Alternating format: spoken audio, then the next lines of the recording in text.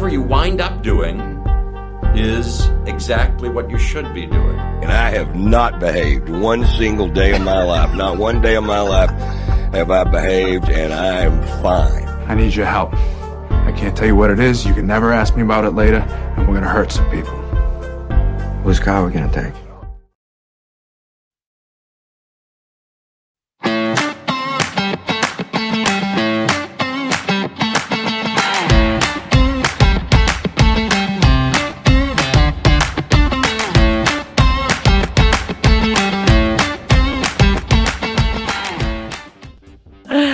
Good morning, and thank you for joining us on this Friday end of summer show.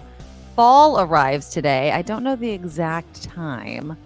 I want to say it's like 11, something like that. I don't know the exact time but today is the last day of summer, the beginning of fall. So hello, fall. It's funny that you say that because just yesterday I was driving around picking kids up from places. Right. And I saw 2 big fat yellow leaves drop. Oh, and I there thought, you go. kind of got me in the mood. I thought, oh, it's fall.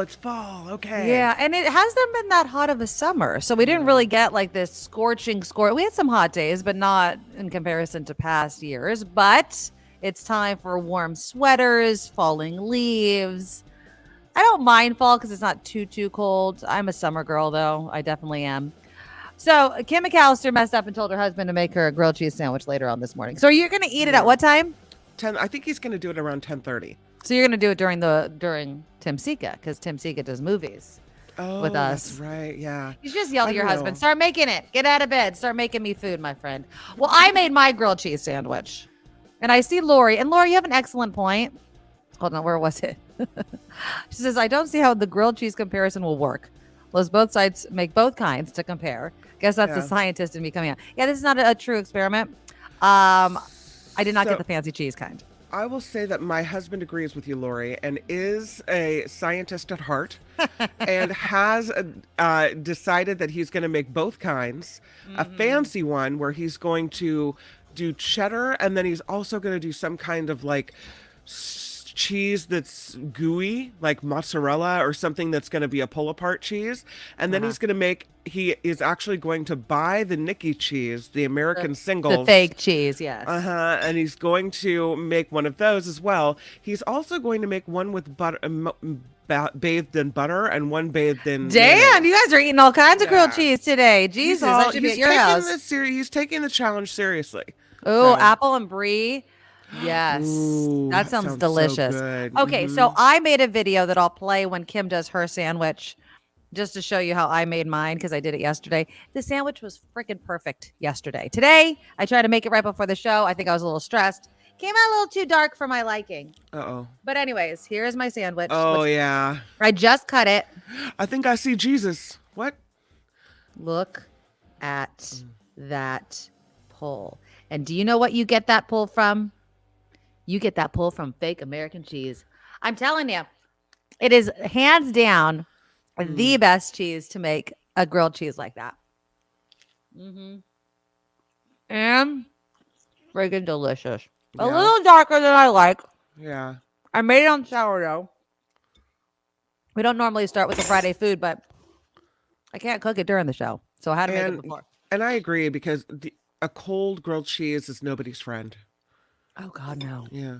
Oh, God, no. Yes. That could be a commercial for a grill. I'm telling you. Now, I got better pull on this one than I do in the video that I'm going to show you. I only did 2 slices of cheese yesterday, and I was like waiting for the pull, and it was very, very like one string of this is 3 slices of Kraft American cheese. And funny part, this morning when I was making it, Kim, I pulled the wrapper and it kind of broke, and I was like, oh, like, did you get one of the bad ones? Unless you're a moron and you're like in a hurry, there's no freaking way you don't know. I mean, I can understand if it breaks and maybe a child is trying to open up the cheese and they do something like that. So I can understand why it could be a concern, but no. Yeah, I'm telling you, I understand it's not real cheese. And we have a bunch of food stories that we're going to do in regards to fake versus real versus delicious. And that's what I like. My husband said, because he can hear usually he's not home right now, but he can hear us talking through the. He works down the hall, but he Good morning, said David. sometimes he can hear us talking, and he said, "I heard you talking about cheese." He goes, "Tell her that's not real cheese." I know. Tell I her don't care. because we live in the Bay Area where like there's good cheese here. We're not in somewhere where that's the only option. We have real cheese. I totally understand. Yeah. And I love cheese and I love the good cheese. But if I am making a grilled, like a basic grilled cheese, yes, I can get fancy with the brie and the apples and all the stuff that your husband's probably going to do. Of course I can. Yeah. But if I come home from a bar at night and I just want a quick sandwich, a grilled cheese sandwich, I'm busting out the sourdough, slapping some mayo on there, putting 3 slices of Kraft American cheese on it, and going to town. It's bomb. You can't. I know, Square. I made sure that the plastic was off the plastic cheese. I'm just telling you, like, you saw that pull. You saw the pull with the grilled cheese. So that was delicious. So thanks everybody for joining us on this Friday food day. I do have some food stories. There's a lawyer who continues to sue over fake food labels. Now, I know I'm just eating fake cheese, but I'm well aware of the fact that that's not the best cheese. I'm well aware that there's better cheese out there. Nobody is fooling me on Kraft American Singles. I'm going to show you some pictures. I pulled a bunch of pictures to kind of make my point, or this person's point. Speaking of cheese, a woman sued Lara over their bagel bites. Why? Because it doesn't actually, she claims it does not contain real cheese. Lawsuits. What is it? I don't know. It's like probably some like Cheese milk substitute? curd or something. Yeah, some powder or something. A lawsuit over Snapple. Minimal amount of real juice in it, which, okay. I mean, could have figured that, right? I don't know why you think there's anything real in Pop-Tarts, but apparently there was a lawsuit over Pop-Tarts because there wasn't really any real strawberry in it. I mean, my whole thing is, can you just stop thinking that there's real stuff in really overly processed foods? Now, this kind of got me because I buy these. Tostitos hint of lime. No lime. There's not even a hint of it. Lime flavor. Yeah. Yeah, something like that. There's also no mint in the mint and fudge grasshopper cookies from Keebler, apparently. Bread. This is the big one. You have to look at the ingredients.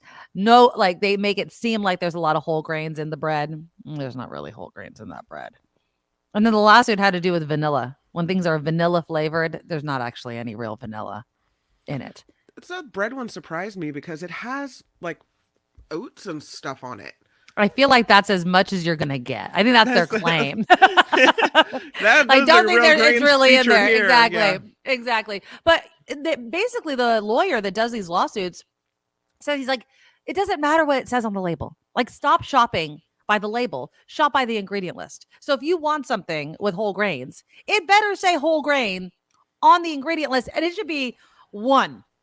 Right, the first ingredient on there. If it's not, then that's not what you're getting. How many people take the time to flip the package over and actually read the small print in the middle of the grocery store aisle? You do? If I am buying bread specifically, that's why I brought that one up. Yes, because and I am well aware because my kids like white bread, so I kind of get the wheat that looks like white. And I know that it's like refined, so it takes a lot of the good stuff out of it. But as long as they're eating something with substance. But yeah, if I'm buying bread for myself, someone may mention Dave's Killer Bread. That is great bread. If you read the ingredient list on that, yeah, but that's for myself. My kids are still very childlike when it comes to their bread that they eat. I wish I didn't do processed foods. I like to cut out. Every time I go grocery shopping, I'm like, there's way too much processed food in here. But I like to eat a lot of what I've really moved away from is processed sweets. I'm really trying to buy more mangoes and strawberries and things like that. So when I have like a little craving for something sweet, yes, there's sugar in it, but at least it's real food. So absolutely need to read the labels. Do not shop by what they put on the front. Here's another thing. Speaking of fake, what is this, Kim McAllister? What is this a picture of? What does that look like to you? A piece of salmon, or it does looks like salmon. That is salmon. Is it? Okay. It Or I is. was gonna say a very wet piece of French bread that was dipped in water and sitting on a counter. Salmon But is way, yeah, okay. yeah, that's the answer. It is salmon, Okay. but this salmon, my friend, was 3D printed. Oh, Would you eat it? no. Why? Well, it's 3D printing is made of some type of plastic, right? Well, okay, so so it's a vegan protein packed fish alternative comprised of fungi as well as omega-3, all 9 essential amino acids, vitamins A, B2, B3, B6, B12, and D2. I don't know what D2 is. It created a mycoprotein. Now that protein comes from the fungus, specifically made to be 3D printed. So no plastic. Now, would you eat it? No. Why? I mean, I'm it's real. sure their It's real fungus- food. I'm sure their fungus created salmon is lovely, but Mhm.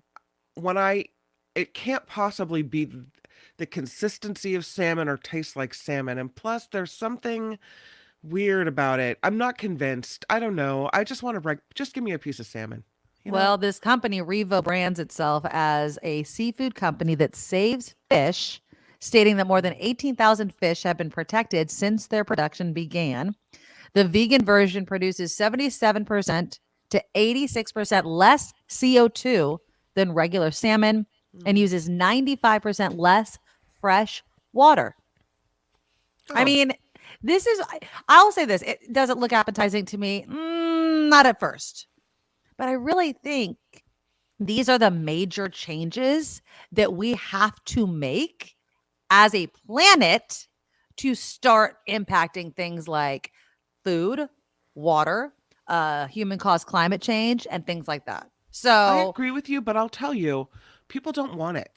And and and you have to have buy-in in order to make this work. And I'll tell you why I think this.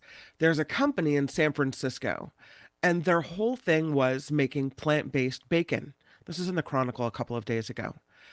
So they make plant-based bacon, and they say it tastes really good. They achieve their goal of having national distribution in restaurants and grocery stores, but no one bought it. And they said for a company of our size, we just can't keep going because we're not having enough sales.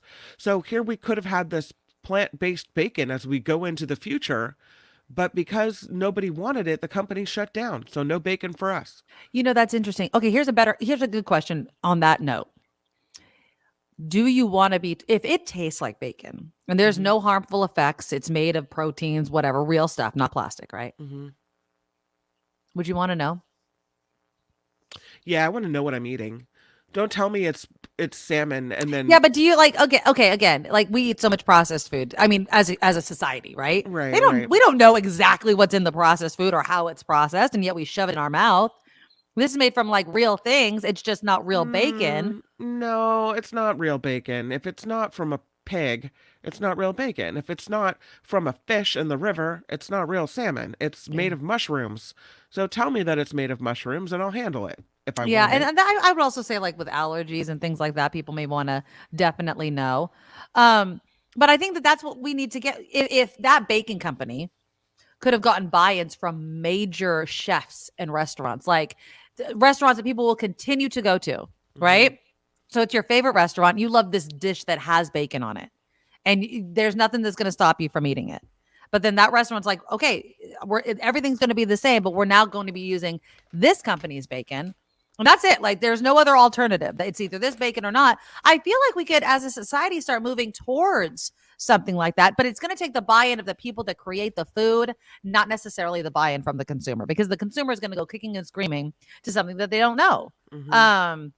I don't like turkey bacon. I find turkey bacon to be extremely dry. I don't really eat that much bacon anymore. I used to eat a lot of bacon. Speaking of grilled cheese sandwiches, in high school, my go-to after school meal was a grilled cheese sandwich with a latticed. So think about how much bacon I was using. I'd lattice it as a layer of this grilled cheese sandwich. My dad would come home, and I mean, I would just be eating so much freaking bacon as a kid. And he's like, "What are you eating?" I'm like, half a pound of bacon and fake cheese and bread. Like was pretty much my go-to meal after school. I'm surprised you're still with us, my friend. I know. I used to eat a ton of bacon. Yeah, it was delicious. Center cut bacon, so it wasn't the big fatty pieces. Oh, I love it. I love it. I love it. Eric says, unless real meat costs $30 a pound, we are going to keep eating it. Isn't that the truth? Yeah. Isn't that the truth? That might actually be more of a push to people to get off or at least eat less meat than making actual fake meat. Well, I think a lot of people eat the fake burgers, right? Do you? I mean, I've had it. I had it once. There's often that you can see one on a menu, right, at a restaurant. Right. It's so true. Somebody's ordering it. My sister's family orders that. That's what they eat. So, like, if I have a barbecue at my house, I always have to have the fake burgers, veggie burgers, whatever for them. What do they call it? Near burger or whatever it is. Or Impossible Burger, Beyond Impossible Meat. Burger, right. Yeah. But because you call it that and you're honest with people and you let them know what it is, then people who want it are going to seek it out. And I think there's a market for it because people have decided to embrace that, like the taste of it, and they're going to order it and eat it, right? Yeah, I mean, I guess. I feel like, look, if McDonald's stopped using real beef, that's it. They no longer used real beef. They made I would argue it's only half real as it is. Exactly. But what I'm saying is if they did, and it's not though. I mean, apparently, McDonald's, they use 100% beef. Have we recalled the pink slime video? I mean, no. It's got stuff in it and additives and weirdness. It's not like you go to the grocery store and buy ground beef and make a burger. They do something weird to it. No. Is it McDonald's that uses the pink slime in burgers? They all do. Are you sure? I don't know. I thought it was the chicken nuggets. Okay. It's fast food I know meat. you hate fast food meat. Now, Lori says, I can't wait for lab-grown meat so I can stop feeling guilty. I doubt it will be accessible and affordable enough in my lifetime, but would totally use it. Real cells equal real meat. Although Louise says, I'm also not going to try. I can't believe it's not a tomahawk steak. True. I mean, but again, like Lori mentioned, if it's real cells and it tastes the same, and I'll say it has it looks the same when you eat it with the juices and everything like that. I think for me, it just needs to be the only option. If there's the option for the real and the fake, I'm always going to go. And fake, I'm using in quotes. I'm always going to go for the real. It has to stop being an option, I think, for people to just change over to it. And if they don't like it, then they just eat less meat, which in all honesty, for health-wise, it's good to not eat that much meat. So, maybe it's on its way. We'll see. But meat is a huge contributor, especially beef and cows, to climate change. And if we really mean it, that we have to change our attitudes towards it to make a difference, this is the way that it's going to be. Okay. Let's get some business out of the way. We'll do some headlines. I'm going to keep it kind of in the food thing just because I want to talk about this Cupertino restaurant real quickly. This Cupertino restaurant that is automatically including 18% gratuity for parties of one or more. You're going to get 18% gratuity. Now that's less than 20, which some people say is the bare minimum. How would you feel if you knew ahead of time that this was going to happen? Because they're facing a lot of backlash for that. So we'll talk about that. And I do want to get into kind of the big California news. And we've discussed this before with homeowners insurance. So California's insurance commissioner announced yesterday an overhaul of how insurance rates are created. And do you think that what they're outlining, that insurance companies can charge and what people can do to reduce their rates, is fair given what I just talked about with climate change and these wildfires and everything becoming so much stronger and obviously creating much more destruction? So that's all coming up. Again, Tim Sika is going to join us towards the end of the show to talk about movies. I'm eating my grilled cheese sandwich. Kim will have her fancy schmancy, way too many ingredients. the grilled cheese in a little bit. Please, though, guys, click the thumbs up button to show support of the show. YouTube loves it. We love it. Make sure you're subscribed. Click that subscribe button and the bell so you don't miss any shows. The super chat is live, and look who started us off, Wes, with a $5 super sticker. Wes, who had thank you. Wes, who had a rough night, man. Oh, I'm telling no. you. What happened? Yeah, there's just some health issues in his house, and so Wes. and so here he is being so kind to us when he's having that heck of a time. Wes, well, what a kind thing. Prayers are going to you, Wes, and thank you for always being a huge, commenter and supporter of the show. Jim, also a huge supporter of the show, also coming in with that $5 super sticker. Thank you, Jim, so much. If you want to throw us a super chat, comment, like, thanks, sticker, whatever you call it, look for the $sign under the live chat box where all of you guys are talking, and you can throw us some support that way. The number one way to support the show, of course, say it with me, is to become an official Medorable, which are the people that become our monthly Patreon subscribers. So just go to theNikkiMedoroShow.com. The Patreon link is there. Like I remind you, it's one time a month payment. So whatever you can afford one time a month really helps us out. And it's that guaranteed money that myself and Kim can depend on. And you get to choose the amount that you can afford. And then, of course, the raffle is still going on, so get your raffle tickets. We are doing a 1-year anniversary fundraiser for this show, so we can be on for many, many more years. And it's $20 per raffle ticket. We'll do an online drawing on our anniversary on October 17th. And you can buy as many raffle tickets as you want. And the winner receives a box of some of my favorite things. It's hundreds of dollars worth of stuff. I will be making, little notes and everything for the box. And if you live within 50 miles or so of San Jose, I'll also personally deliver it to you. So get your raffle tickets. Just go to PayPal, hit send money, and then the email is the Nikki Medoro Show @gmail.com. The Nikki Medoro Show @gmail.com. And again, there's only a couple more weeks to buy those raffle tickets. You can buy as many as you can afford, and the money goes directly to the show. And it's a great, fun fundraiser to keep the show going for many more years. All right, let's do some headlines. And then when we come back, Harry's here. Thank you, Harry, for the $5 super chat donation. Are you at work or are you at home today, Harry? It's really Friday. I'm saying he's at home. I'm guessing. I hope he's at home on a Friday. Friday light. I love it. Okay, so we will talk about mandatory gratuity, 18%. 18%. How do you feel about that? And do you ever not tip? I always tip. I don't think I've ever not tipped. I'm being honest. I don't think I've ever not. 18% guaranteed gratuity, no matter how small or big your party is. Is it fair? Especially in times like this when restaurants are trying to make ends meet, or is it just too much? Plus, we'll talk homeowners insurance. It's changing in California. That's after Kim's news. Now, from around the world to up your street, the Nikki Medoro Show presents News Czar Kim McAllister. Yes, it is. The United Auto Workers are expanding their strike today. This comes after UAW President Shawn Fain announced earlier this week he'd be sending more workers to the picket lines if substantial progress wasn't made with the big three automakers on a new contract. And they are. Fain said the strike will now expand to 20 states after GM and Stellantis rejected their proposals. You don't mess with the United Auto Workers. They mean business. I'm telling you. I'm just going to say this. I forget who it was, I'm eating my grilled cheese sandwich, talking yesterday about how they want President Biden to stop this strike similar to how Ronald Reagan stopped the air traffic controllers. Yeah, and I'm like, Biden is not going to get in the middle of this at all. Like, sorry, work with your workers, auto companies. That's what you're going to have to do. A New Jersey senator has been indicted again on federal corruption charges.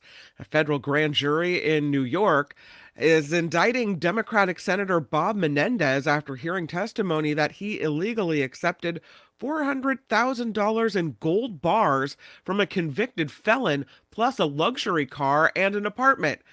Oh no, this is, that's a little, the gold bars, maybe the luxury apartment, the gold bars put it over the top. Yeah, really, exactly. I guess it's egregious. This was allegedly in exchange for offering to contact the Justice Department to help developer Fred Dabes, who was facing bank fraud charges. So yeah, now you're all busted. President Biden is set to introduce the first ever White House Office of Gun Violence Prevention later today. Vice President Kamala Harris will lead that office, which will coordinate efforts to reduce shooting injuries and deaths nationwide. Members of law enforcement are expected to attend, along with survivors of gun violence and political leaders as well. I'll tell you, Kamala Harris, when in California, led the charge against victims of sex trafficking. I'm not sure if it was sex trafficking or specifically child sex trafficking, but she had some great success when she pinpointed one area of law enforcement and just really cracked down. This may be a strength for her where she can really show what she can do. Yeah, and I think that she needs to start making some points, especially leading up to the next presidential election, to kind of show her leadership and things like that. So it'll be interesting to watch her leading up to 2024. Americans will be able to order more free COVID-19 tests online starting on Monday.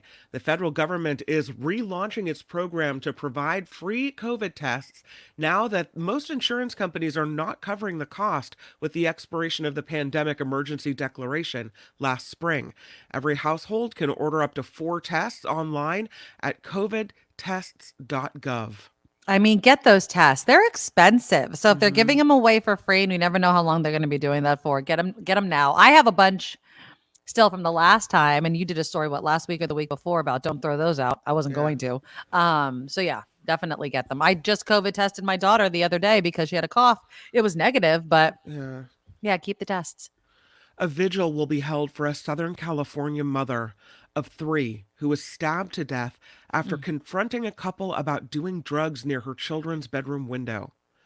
According to her husband, on Monday, Shauna Weems asked a man and woman to move down the street from the family's apartment in the Inland Empire city of Hemet.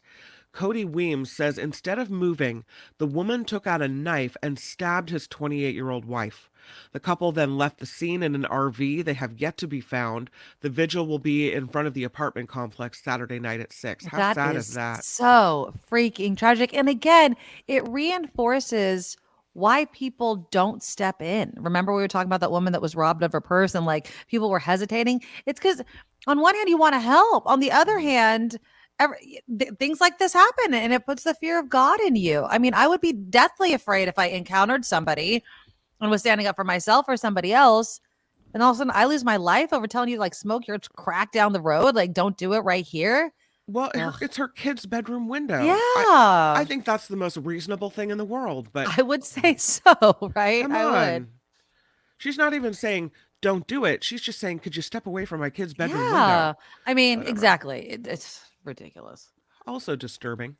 A chain of crisis pregnancy centers is being sued by the state of California.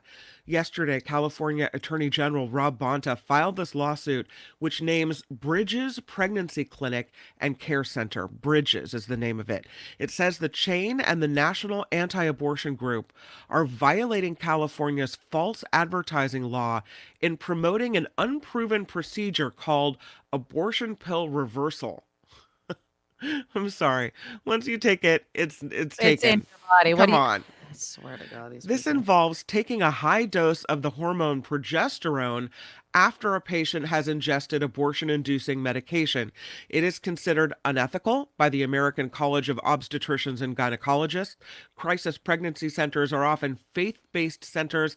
They are known for trying to convince women not to have abortions. You imagine what all that stuff is going to do to a fetus? No. Oh, God, Once that's you awful. start taking the pills to get rid of it, don't go back. No. Yeah. Make the choice and stick with the choice, my friend. Yeah, pretty much. Amazon will start featuring ads on its Prime Video streaming service. Boo. If I'm paying for it, don't put advertisements on it. The online retail giant announced Friday that starting next year, TV series and movies will start having limited ads in its tier that costs about $15 a month. Subscribers will be able to pay an extra $3 a month to avoid seeing those ads. Sleazeballs. Do you think that this is just the end of streaming as we were sold it, right? I mean, we were sold things, and I know Netflix is still ad free, and I think that if ads start going on Netflix, it's over. That's the end. Yeah. But it seems like the whole selling point of streaming because I didn't have to watch ads anymore, right? Like I'm paying extra to see your shows. And now, I mean, we're back to cable. We are completely back to cable because I have, again, what was the complaint about cable? Cable TV is like, I'm paying for all these channels and I don't watch everything on that. I don't watch everything. Now you have all these streaming channels. You can't possibly watch everything. Maybe you get it for 1 or 2 shows. And now you're giving me ads. And now I have to pay even more money to not watch the ads. It's ridiculous. And I don't think that I'm going to be bumping up to the ad-free version. And it sucks. But at the same time, I'm like, now our kids are going to know what kind of world we lived in where you couldn't do that before anyway. You couldn't do anything. Well, and then we got to the point with cable where you could pause the TV. Right. And then build up ad time so that then you could just fast forward through the ads. And that was all right. But then when streaming came and there was no ads at all, it was like, well, hell, look at that. Yeah. And I think they produce, and I know that they're like, well, producing shows is expensive. Stop producing so much crap. Like, that's my thing is there's a lot of crap on these streaming services. Don't make that show. Like, don't do that. Isn't there enough ad placement within shows? Can't you just get your money that way? You know, I mean, drink whatever it is and show me the can while you're drinking it. And that can be the ad. Product placement. I remember one time I was watching, I think it was Days of Our Lives, and they tried to squeeze in like a Cheerios commercial in their dialogue, and it was so awful. If I could find the video, I'll show it. It was so bad. It's so blatant. You're like, what the hell is this? Like, nobody does this, and like reality TV does it all the time with like cars, right? Oh, you're gonna take this car to drive to whatever thing, and that kind of thing, which I get. But the soap opera one was so funny because it was so obviously a commercial. It could be so random, you know. It's like, oh, and then all of a sudden they're holding the box and like, you know, Vanna Whiting it, like la la la. It's a showgirl. Oh, we're gonna talk about Vanna White too later because she extended her contract with Wheel of Fortune. It's funny because Lori writes, so Amazon is just turning into Freevee. When I see Freevee or Tubi, and maybe I've clicked on a movie because it looks interesting, if I'm having family movie night or whatever, and then we all realize that it's Tubi or Freevee. There are going to be commercials. Groans. Everyone's like, no, we're not watching that specifically because it's on those channels. Yeah. Do you mind a Freevee or a Tubi kind of thing with the commercials in there, or will you actively avoid it? I mean, I try not to watch it unless I'm just like, if I'm cleaning my house and it's just on, I don't really care. And it's something I want to watch. But this is what I do.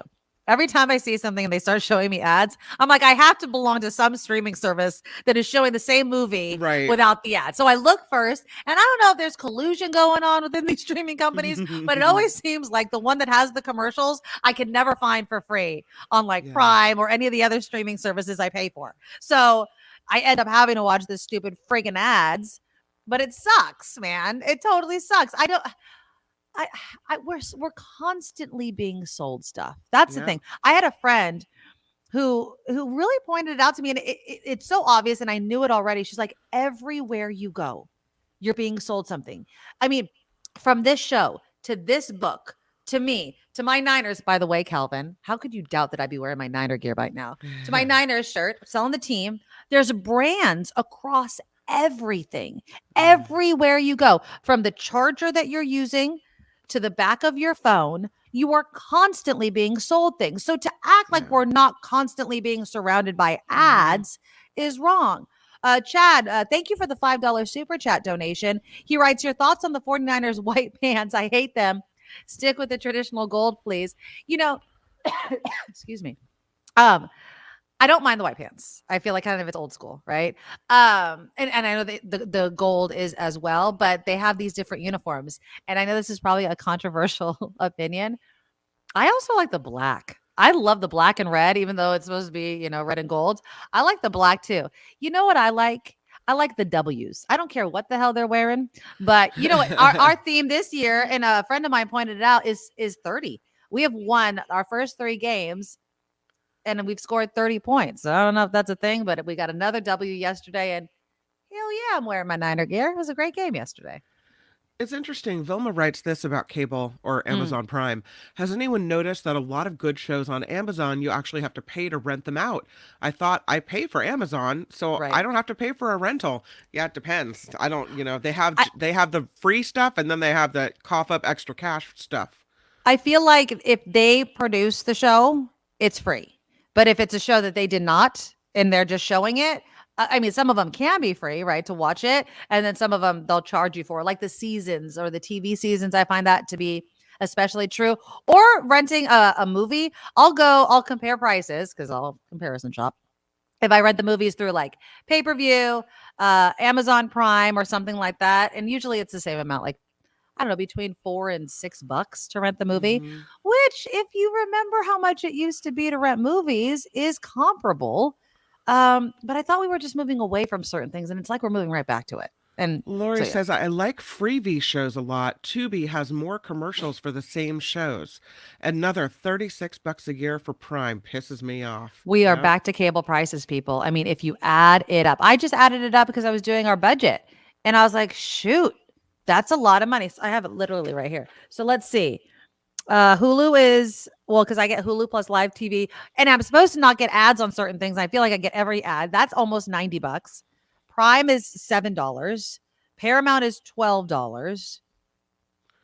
Do I have anything Cha-ching, else? cha-ching, cha-ching. And then Yeah, my internet is $85, which I yeah. need because I had to get the high amount, right, of internet to stream this show. So I pay for that and that's worth it to me. But look at that. I get through my cell phone for Verizon, I get Peacock for free. I'm putting that in quotes because I'm still paying for my freaking phone. Right. But I get Peacock through Verizon. So that's kind of good. But yeah, you start adding it up. I'm paying just as much with cable. The difference is I was paying for all that and then cable, which was ridiculous. So I at least got rid of that. Yeah. In the chat they've discussed this movie. I said I watched it the other day with my family. It was Yes. really good. A Million Miles Away. Yes, you guys, it's a good one if you Is are that looking one for on something. Amazon? It is, I want to say Netflix. Oh, okay. Yeah. Okay. So that's It's definitely good, free though. and ad free. So there you go. Yeah, liked it. Let's do a little bit of tech news because Amazon, or rather Circle sharing on X or Twitter. Okay. They're going I to don't know what that is. discontinue that. This was a feature that allowed you to share content with a close circle of friends, but it's going away Oh. sometime next month. It's good. You didn't use it, you won't miss it. Circle has had a history of glitchiness, and off it goes into the wilderness. Google search results might soon be added to TikTok. Third-party researchers spotted what looked like a test on a short video platform. Oh. TikTok has its own search, but looks to be ready to integrate Google as an option there. Interesting. And by the way, A Million Miles Away is on Prime. Oh, So, it's Prime. It's Prime. on Prime, My bad. I'm sorry. Salesforce, I get them all confused. Salesforce is buying AirKit AI. The company has a platform that builds AI-powered customer service agents. They're fake customer service reps. The details of the acquisition are forthcoming, but Salesforce says it will integrate AirKit technology into its customer service system. Wow. I swear it's going to be in everything. And lastly, Lizzo is being sued again by another tour employee. According to no. court documents, Asha Daniels says she was forced into inappropriate working conditions and forced to hear racist comments while on Lizzo's tour. Lizzo was sued last month by employees who claimed they experienced sexual harassment while working for her as well. Of course, she's denied no. that. It's a mess. I don't know. I mean, it just seems like so anti what Lizzo's about. So, but if so many people are coming out and saying it, either it's true or they all want money, and I just don't know. Yeah, I guess think it let's just let needs to that play out in out. court. Mhm. Exactly. I mean, have evidence. And of course, if multiple people are telling the same exact story, then you have to make sure they're not colluding or whatever. But again, you don't just knee jerk defend somebody just because you like their music, right? I mean, because that's dangerous. But at the same time, you also have to understand reality and how people may want to get theirs. Maybe they did have a falling out with Lizzo and they're like, I'm going to get back at her, those sorts of things. And maybe, you know what? Lizzo's a human being and she might have said something stupid, right? I mean, all of these things can be true. You could say something that totally offends somebody and not mean it. Like just be like, oh my God, I can't believe I said that. Maybe I was drinking, not an excuse, but own up to it and understand that people make mistakes. If the mistake's egregious enough, there needs to be a consequence for it. And And so, yeah, that's going to be interesting to see how that plays out. Speaking of commercials, this report is crowdfunded and Yeah, it sponsored is. by you. And that means we do rely on you to fund the show. Find us online at thenikkimedoroshow.com, thenikkimedoroshow.com. That's where the Patreon link is. I think we've got a PayPal link up there as well. Yes, We've do. got by the way, of the podcast, just the audio version of the show. We're all caught up. They're all up there ready for you to listen to. Thank you. Yeah, it's all done. So that is where you can find a lot of information, all things Nikki Medoro. I'm Kim McAllister on The Nikki Medoro Show. Thank you, Kim. I do want to say, give some thank yous real quickly. Harry, of course, gave us our $5 super sticker. Also, Rod came in with $20. Thank you, Rod, so very much. And of course, Chad with the Niners and the white pants that he doesn't like with the $5 donation. Jim also with $5 and Wes with $5. I love all of you so very much. Thank you for supporting the show. And I was wrong. Vilma, you're correct. I forgot about Apple. I didn't even put it on my list. I was like looking. I was like, shoot. I think that's what, $4.99, $5 a month for Apple TV, and I do get that. So I just got Apple, but it turns out it comes with Verizon. So for free? Yeah. Oh, maybe I need to look into that. Maybe that's why I don't. See, I need to look into some of these things. Am I like not? Maybe I'm not. Well, I didn't using know it correctly. either. We didn't have it until my husband's like, oh, we get it for free with Verizon. I don't know if depending on your phone, if it's everyone has it for free or if But depending I on have your like phone the most contract. expensive contract, I Yeah, feel like. so- So I should be definitely getting it. Also, someone was mentioning, get a book. Why don't you just go read instead of, John was like, time to go to the library and check out a good book. Just finished Me, Earl, and the Dying Girl. How was that? Very good book. It was really cute. It was a Okay. cute book. Yeah. So the next one is the Dante, that book, I forget the name, and Aristotle, and I literally just picked it up yesterday. I always butcher the title of it. So that's next. I've read 6 books in the past 2 months or something like that. So I am a big reader as well. Sometimes I just want to veg out though. I just read Kim's- this book yeah, for go my ahead. book club. Oh, I'm sorry, Uh-huh. Kim, go ahead. Kim says it's a 3-month trial through Verizon. I don't think Oh, it's is that what it indefinitely is? free. Okay, there you go. Okay. Well, I'm getting some shows that I wanted to watch. That's what I'm thinking of. I read this book for my book club and I picked it, and so I feel kind of bad about picking it. Oh It no, wasn't a horrible book. what's it but called? It's called Pineapple Street, and I picked it because it Okay. sounded tropical and maybe a little fun. This book is all about rich people and the I thought it was about plight swingers. Okay. it's all about rich people, and it takes place on this street in Brooklyn called Pineapple Street. Okay. So I'm thinking it's a tropical book. No, it isn't. It's all about like rich people feeling bad about having money and how they decide to give it away, and how the lives of these rich girls, and how Oh. they live, and it's nothing happens except people complaining about their life full of money. Oh, that sucks. I'm Yeah, I'm like, looking at the review though. They call it addictive. They're No. using some of these words. Addictive escapist novel that sparkles with wit. That's how it's described. No. No. Mm-mm. You can. It's not badly written, Uh-huh. but what a boring story. Snoozeville. No. Me, Earl, and the Dying Girl was really cute. It's about a kid in high school and his friend Earl and this dying girl. And it's written from the perspective of one of the guys. And he has to befriend this dying girl and kind of how awkward it is for him. And it's really cute because it really speaks to that age of, God, my mom is making me do something. My mom's making me do something, and also this isn't, he writes to the reader, like it's kind of breaking that wall. He's like, I can't believe I just wrote that paragraph. You should stop reading this stupid book right now. This book will never be made into a film, which, spoiler alert, it has been. So it's kind of cute in that aspect. It was a page turner. I was never bored. Would I, is it like, oh my God, you have to read this book? No, not really. But I liked it. It was not bad. Yeah, there you go. Me, Earl, and the Dying Girl. The interactions, so me is the white dude on top, Earl is the black dude. Their interactions, and at least in the book, what they say to each other is really funny. Earl is really, really funny. So it's a cute book. I think I'll definitely watch the movie now that I've read the book. But yeah. Oh, Grady liked it. There you go. Unless you're talking about the Pineapple Street, which I'm assuming you're not. But yeah, it's definitely a must read. If you guys have book recommendations, let me know. I'm always looking for something new to read. Always. And again, if you make me cry, I love it even more. So I love that. You know what's funny, Kim, is I love I love scary movies, but scary books never really make me that scared. So if you have a book that makes me cry, though, love it. What was the last book? The last book I read, was it The Fault in Our Stars? I think it might have been that one that made me bawl while I was reading it. I'll never forget. It was so sad. And you're muted if you're going to say something. You had your mouth open, and I was like, Hello. she looks like she's about to say something, and she's muted. I was going to tell you that one time when you were gone, you were working in the city, I think. I had Lara Starr on, and she's fun. an avid reader, and she is works at a book publisher.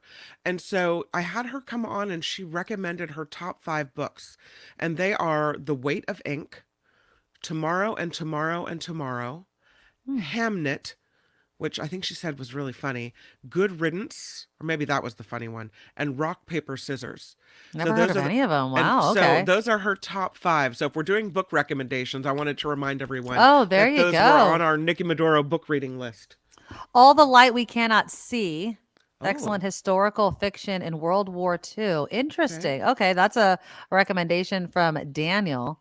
John, I agree with you. In the summer, I like to read escapist beach reads. Yeah. Whereas when fall rolls around, I always feel like getting a big fat classic. Isn't that interesting? Like you want to snuggle up. I will give that to you though. If I'm laying at the pool or the beach or something, I want a smutty, spicy novel, right? Like, let's just read it. I always thought it was hilarious when 50 Shades of Grey was out. And like, you just see all these people reading that book. And that book is, I mean, it's problematic to say the least, but my God, it's pornography in words without pictures. It was crazy.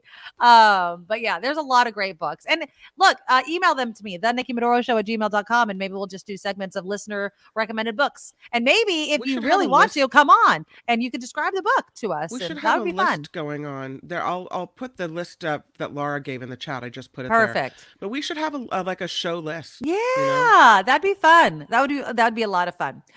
Okay, let me do. What did I want to do first? Okay, first, let's talk about the mandatory gratuity. This always brings out people that are anti-tipping, and I'm not going to say anti-tipping. I'm going to say this. It happened again. I was on Facebook the other day, and somebody was sincerely asking. They were not being kind of a troll about what do you tip takeout, and we've had this debate about takeout, right? And they're like, they're not providing a service. And all I said, because you guys know how I feel about this, is taking your order, bagging your food, bringing it to you, making sure it's correct, charging you for it, giving you change if necessary, is a service. It is. It's not as if you stood there and nobody was going to help you and you'd have your food magically appear in your hands. Now, is it checking on you at the table to see if your drink needs to be refilled? No. Is it wiping down your table because you're about to sit down? No, it is not. So it's not all of it, but it is some. And does it have to check off every single box to be a service? For some of you, apparently, yes. But there's a difference, though, between a 5-minute pickup and for you, it's 5 minutes for an hour and being waited on for an hour or whatever it is. If you add the minutes, let's be honest. Let's just be honest here, my friend. If you add up the minutes that the server is actually at your table, okay, they take your order, same as takeout, right? I mean, you're ordering the same amount, right? If you order a drink to go, which I know not a lot of people do, but if you do, they bring you the drink, same. Right. Okay. They hand you the food, same. Now, there is no checking on you, but sometimes when you go to a restaurant, they don't friggin' check on you anyway. Yeah. They don't do any refills, true. But they do give you the check, they take your payment, they bring it back. I mean, how much more hanging out do you need before you just tip them the same? Well, some people that is not true, and some people it is true. I mean, I've known people, and I pride myself on not being one of them, that I think would nickel and dime a waiter to death. Can you bring me ketchup? Oh, I forgot to ask for the salt and pepper. Can you bring me this? Can you bring me that? So you got this person running back and forth all over the place, right? Absolutely. That's a difference. Yeah. Jim, he says, but you do not tip the McDonald's worker who took your order at the cashier. Then they walk around the building, your order, and give it to you. Why tip takeout if that's the same? Great point, Jim. No, I do not tip McDonald's. You're right. I'm totally hypocritical here. I feel like I feel like we never tipped fast food. And so we don't tip fast food. But when I go to a sit down restaurant, I tip the takeout person. I guess maybe because I've done takeout. Maybe I'm totally biased because I've been in that experience. Maybe if I was a fast food worker ever, I'd feel differently. And I'd be like, hell yeah, tip me. Do you know how many orders I throw out every single day? Yeah, I can't imagine not tipping. Okay, so I can't imagine not tipping at all. And again, I've said I always tip 20%. I just do. I tip 20% sometimes to a fault. Like that was not something that you even needed 20%. So when I see that a restaurant in Cupertino is putting a mandatory 18% gratuity on every check, I'm like, well, I would be tipping that anyway, as long as I know that it's happening. So I don't want to butcher the name, but it's Pha Hanoi. I'm thinking that's correct. It's a Vietnamese restaurant. And a diner recently posted a picture of the receipt. It shows a surcharge, an 18% surcharge applies to parties of one or larger. So if you come in, you're tipping 18%.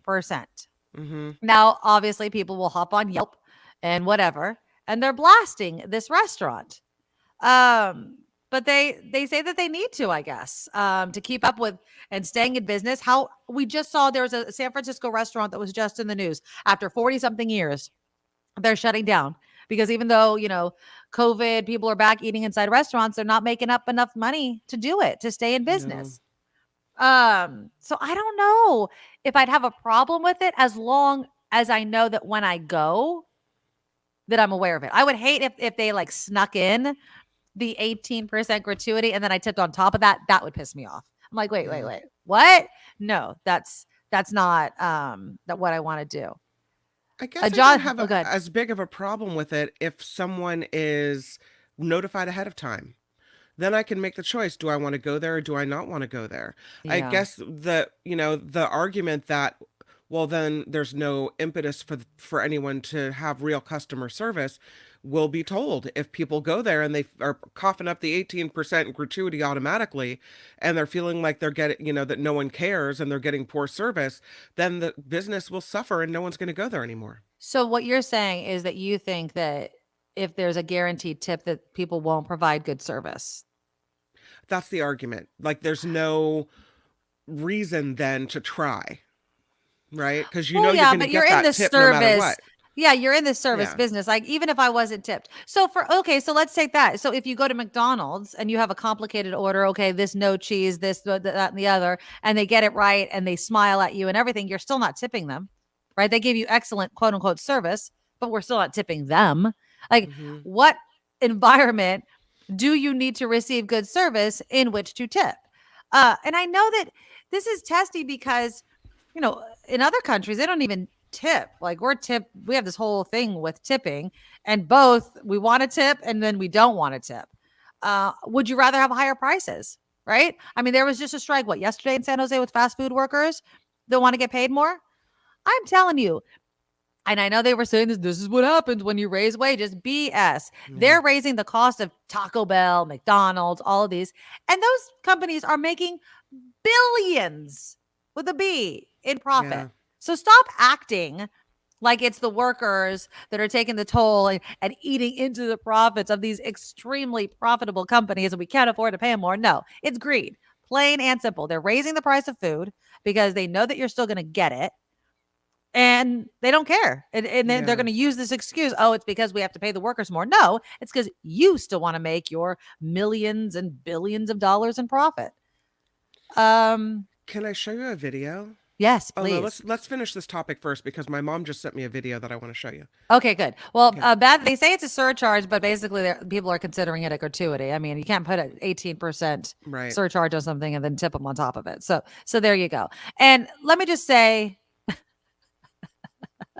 Luis, Nikki, you're a participation trophy queen, my friend. Doesn't matter if you do a crappy job or not. Here's your cash. I'm not doing that. And you don't have to. Again, I really don't remember the last time I got crappy service. And maybe if I did, I'd feel differently, but I don't. And maybe it's also, again, I feel like I'm just biased because I worked for so long in the restaurant business. Right.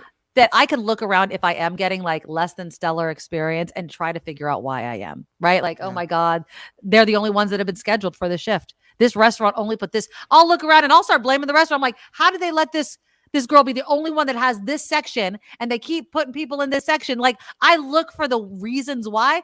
Now, if it's a cop and an attitude type of bitch that's like not being good to me, all right, maybe I'll reconsider, but it hasn't happened in recent memory for me to say that I do that enough to not tip well. So, okay, there you go. All right, let's see this video that you have.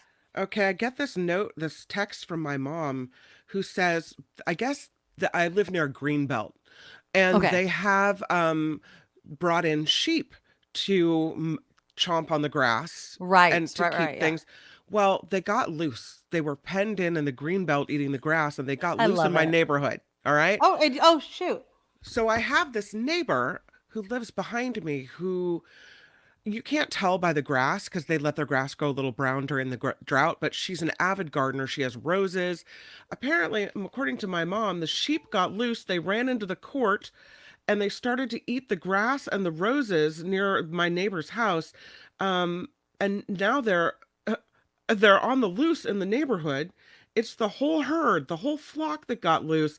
My mom is a gardener too, like your mom, and she's freaking out that these guys are going to come in. You can see them here. So they're at the edge. Look at them, more coming and more coming. So this is right now, this is happening? This is happening as we speak. Yeah, this is from the Ring camera. Yeah, the whole flock, here they come.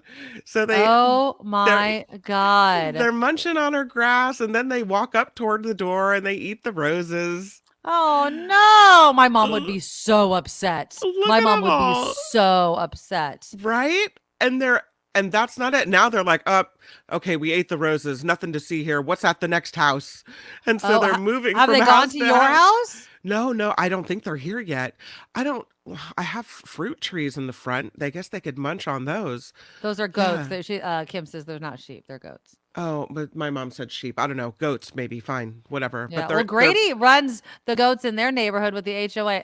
What does that entail? And who's responsible if they get out and ruin people's yards, Grady? Yeah. Like these guys. That could be a lot of money if you pay for landscaping. Right now, behind me, they're going from house to house to house. I mean, I think it's a little funny, but I guess if you spend a lot of time on your yard, not so funny. Thank you. My mom's yard, if they munched everything in my mom's front yard, she would be freaking devastated. My mom spends a lot of time on it too. There's that is her thing. Flowers and bulbs for the spring and everything. Yeah, no, my mom would be very, very upset. So I would say, Grady says, go. You gotta go out and yell, go.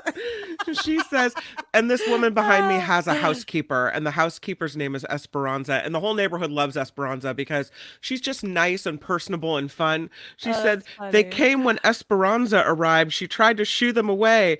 So there's the housekeeper outside in the court behind me trying to shoo the goats away. Yeah. Oh my God. Oh, well.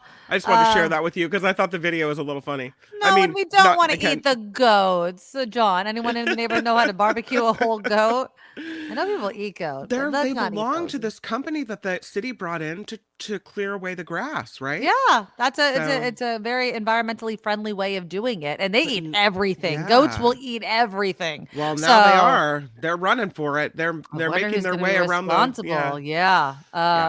yeah. Well, let's hope that they don't get into your mom's beautiful flowers or anything like that. Fingers crossed. Okay. I do want to get to this one story. Speaking of damage to homes, California's insurance commissioner has announced an insurance overhaul. Now, we've talked about this before. Insurance companies, State Farm, farmers, pulling out of states, all like, we're not going to renew you. Mm-hmm. And if you want to be a new customer, nope. If you live in California, Florida, other places, nope. Well, the legislature couldn't pass it, but Governor Newsom has signed an executive order overhauling insurance. I'm going to play you a little bit from Michael Finney from ABC7, kind of explaining some of the different rules that are going to be in effect. And as it plays, what do you think? Do you think this is fair, given the fact of what the insurance market truly is? I know we always want the lowest price, but we also live in the state of California, and we've seen devastating wildfires. Insurance is a business. It's not a charity. So you guys tell me, do you like it, or is this the worst thing for consumers? The day started with the governor. governor signing an executive order urging Insurance Commissioner Lara to take swift action to address issues with the insurance market. And swift he was. This afternoon, the commissioner announced a major overhaul of California's property insurance regulations. There's no doubt that California is at an insurance crossroads. Making insurance more available is becoming critical for our entire economy. With the climate crisis coupled with historic inflation, we are truly living in unprecedented times. Among the changes, insurance companies will be able to base their rates on what could happen as seen through computer modeling rather than what has happened in the past. Charge consumers for the cost of reinsurance if the company chooses to reinsure. Increase rates faster. In return, the companies will offer discounts for hardening a home against loss. Guarantee insurance companies will offer insurance to at least 85% of those in wildfire areas and work to decrease the amount of homeowners stuck in the insurance of last resort called the FAIR plan.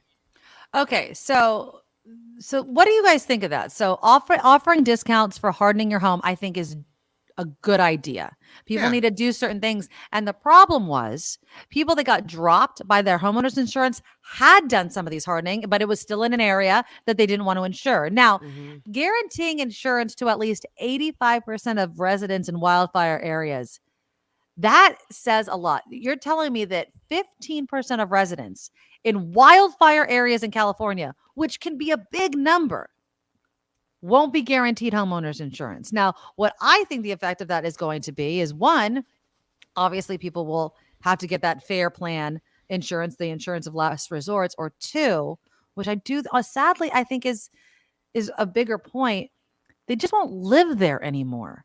And that's what I've constantly said is, as our planet is changing, as our state is changing, sadly, you cannot live everywhere. If a certain area is prone to wildfires, you don't rebuild there. You just don't. I know it's hard to say, housing, this is your community. Housing is expensive. Where am I supposed to go? I know it's easy to say this and the reality is different. But my point is you have to be able to not spend so much money rebuilding in areas that you're going to see fires year after year or very often. So you're saying that there are parts of the North Bay that we just shouldn't rebuild in? Are you saying that in the Santa Cruz Mountains that they should check out? That's exactly what, and I know that it's not what anybody wants to hear. Yes. This is what I'm largely saying. You can, you just won't be insured. And then you won't be able to get a mortgage. You know what I'm saying? Like, look, I don't think that they should be rebuilding down in many parts of the Gulf Coast that flood every freaking year. Why are we paying to rebuild in areas we know are going to face the effects of climate change? Why? Well, what do you do then with all the people that own all this property that's worth hundreds of thousands of dollars in these areas? I totally understand. Does the state just buy it all back and say, we're not building here anymore? That's an idea. Go live somewhere else? That's an idea. But what's the alternative, Kim? Continually rebuilding at a very high cost and of insurance in areas we have historical documentation either keep burning down, keep flooding, keep getting washed away by hurricanes on the East Coast. I mean, does that make sense? Yeah. Well, once a season, there's pretty much a big fire in the Clear Lake area. In there's always big fires in Lake County. There's often fires in the North Bay. But these are areas that historically really haven't burned, like fires in Coffee Park in Santa Rosa and Healdsburg and the wine country. This is kind of a relatively new phenomenon where we're seeing these fires. So how many years in a row does that have to happen? I'm going to ask you. How many times does it have to burn before you hit the threshold of, sorry, we're going to just buy the land and leave it, blank? Well, I mean, again, I think that's a question for the people that probably live there and insurance companies. And that's why I want to do the show. If you can't get homeowners insurance or it becomes so financially unfeasible, there's your answer.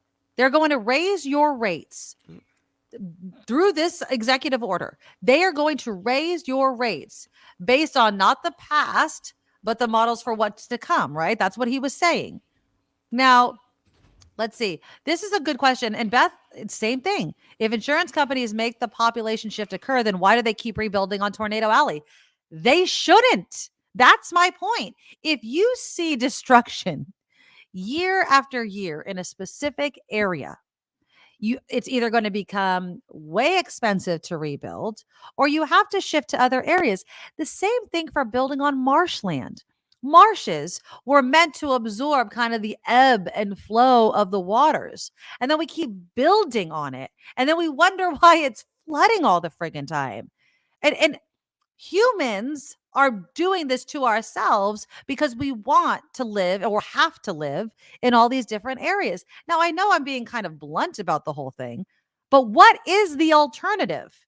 Because it's not economically feasible to continue to rebuild and rebuild in areas in which we continually see wildfires, flooding, hurricane storms, all those sorts of things. I'm not just calling out California. I'm calling out all these other areas in which insurance companies are saying, you know what?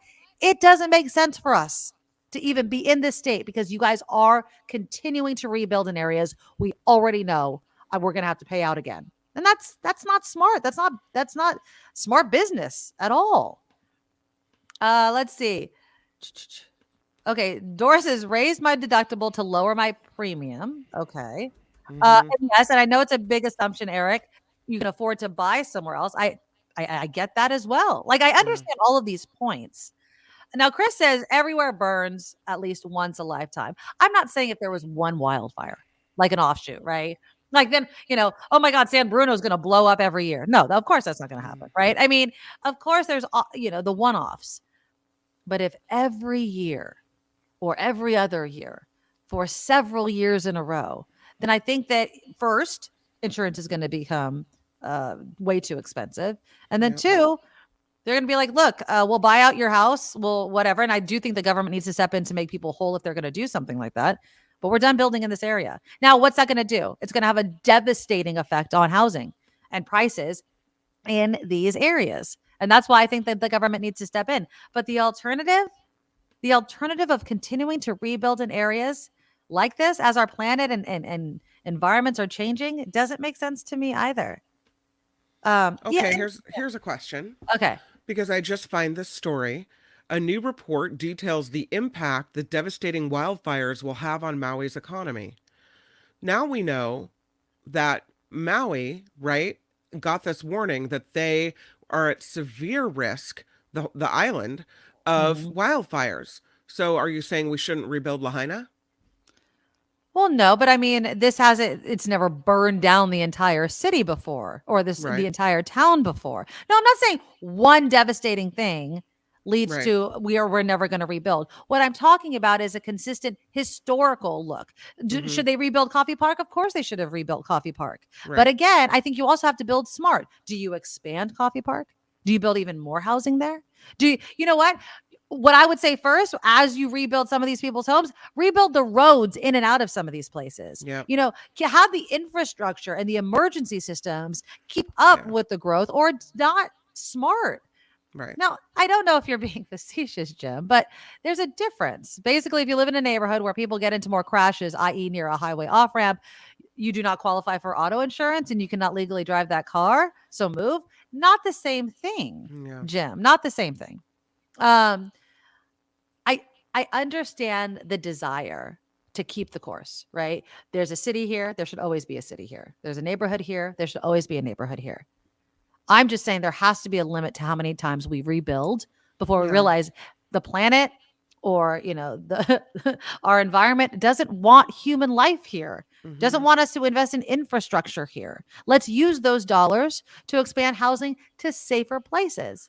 I don't know. Well, I remember during the hurricane in New Orleans, and there was a lot of talk about why would they build a city there if you have to build levees to protect the city, right? If the water is being held back by a series of levees that everyone knew were at risk of failing, why would you rebuild a city in an area that's clearly flood prone? Yeah. But, people have a history in these places. They've lived there for generations. It's not so easy to just say, okay, well, it was a city, but now it's not. Oh, I'm not saying this is an easy decision at all. And I know that I'm saying it like it's an easy thing, but I'm trying to, of course, I know it's not easy. Yeah. I know it's not easy. But until we start realizing this, we're going to have a lot of loss of property and sadly a lot of loss of life. I mean, How many times does, Mother Nature or the planet or whatever have to tell you, like, this is not where we should build anymore?